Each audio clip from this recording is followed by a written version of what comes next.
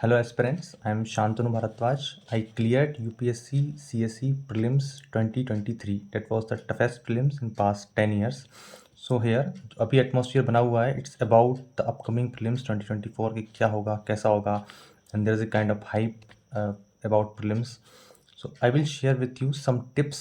I will also attach my mains admit card क्योंकि result तो नहीं आया है, but I will attach my mains admit card. I will share with you some tips regarding the upcoming prelims.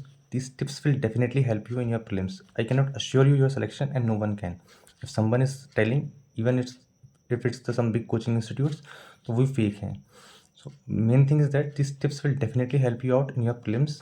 First thing is about static portion. Coaching institutes ने current affairs का इतना hype बना दिया है कि we usually stopped talking about the static portion, which is the main ingredient in your prelims.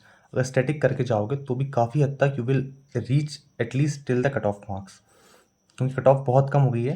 You can easily clear the cut off with your static with reading some of the current affairs as well.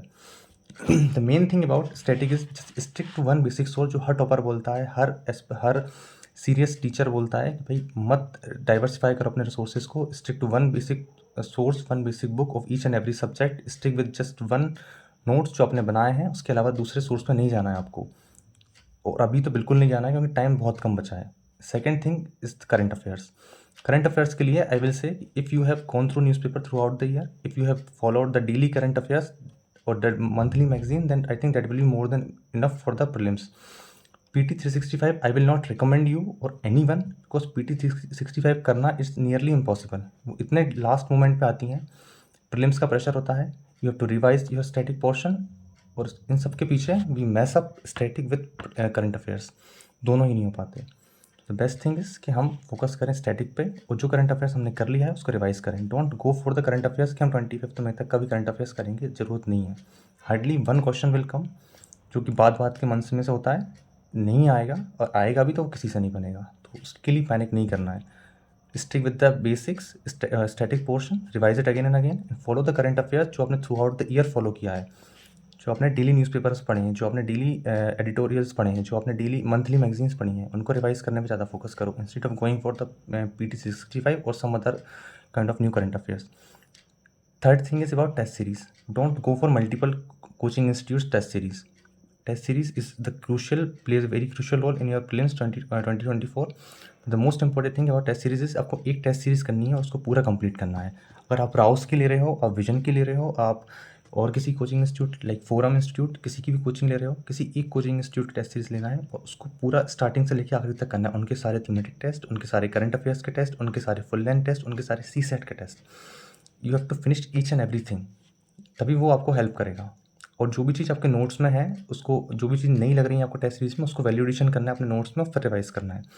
Test series को भी आपको ऐसा नहीं है कि test देखिए आपने छोड़ दिया एक बार, you have to revise that test series again and again. उसकी स्ट्रैटेजी ये है, अगर 50 क्वेश्चन है, 100 क्वेश्चन का कोई टेस्ट है, don't revise the whole 100 question. Out of those 100 question definitely 50 या 60 क्वेश्चन, अगर आप सीरियस एस्पिरेंट हैं तो 50 या 60 क्वेश्चन ऐसे होंगे जो आपको आते होंगे या आपने कहीं पढ़े होंगे, तो उनको रिवाइज करने की ज़रूरत नहीं है. You just have to revise those 25-30 question जो नए हैं, जो आपको लगता है मैंने नहीं पढ़े या इस टेस्ट सीरीज में नए हैं, या आपने जो गलतियाँ की हैं.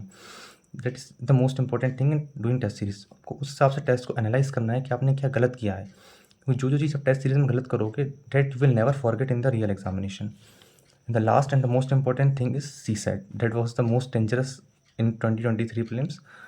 CSET की स्ट्रेटेजी है, CSET is divided into 3 portions. First is comprehension, second is reasoning and third is maths.